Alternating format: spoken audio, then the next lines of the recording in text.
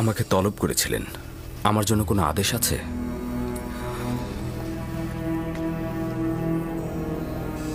বেশি কিছু বলবো না, শুধু তোমার কাছে এইটুকুই চাইবো আমি, মেহমানদের সম্মুখে সুন্দর লেবাসটি তুমি পরিধান করবে, নিজেকে আকর্ষণীয়ভাবে সুসজ্জিত করবে, আর আমি যখনই ডাকবো ফলমূলের ট্রে হাতে নিয়ে মজলিসে প্রবেশ করবে।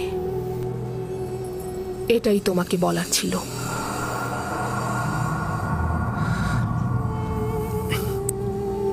সমস্যা নেই, আপনার যেরূপ ইচ্ছা। তুমি এখন যেতে পারো।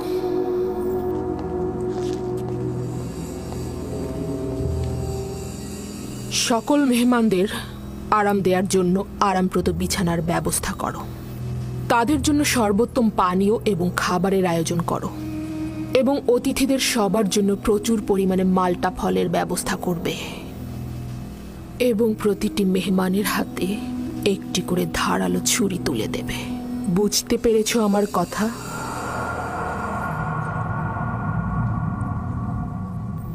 আলী জনাব পুতিফারের অনুমতি চাইছি।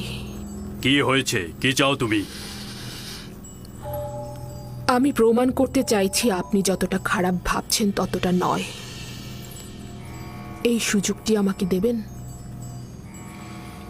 তোমার নিজের গুনাহের গ্রহণযোগ্যতা প্রকাশ না করে চেষ্টা করো নিজের ভুল স্বীকার করতে এবং নিজেকে সংশোধন করতে। আপনার কাছে বেশি কিছু চাইছি না। অনুরোধ করছি যে আগামীকাল মেহমানখানার পেছনে কিছুক্ষণ দাঁড়িয়ে থাকবেন এবং সেখানে যা কিছু ঘটে তার সাক্ষী থাকবেন। বিষয়টা কি? আমি সিদ্ধান্ত নিয়েছি মিশরের নারীদের মধ্যে নিজের মর্যাদা পুনঃপ্রতিষ্ঠিত করব। আমার তাগাদ গ্রহণ করুন। ঠিক আছে, গ্রহণ করলাম।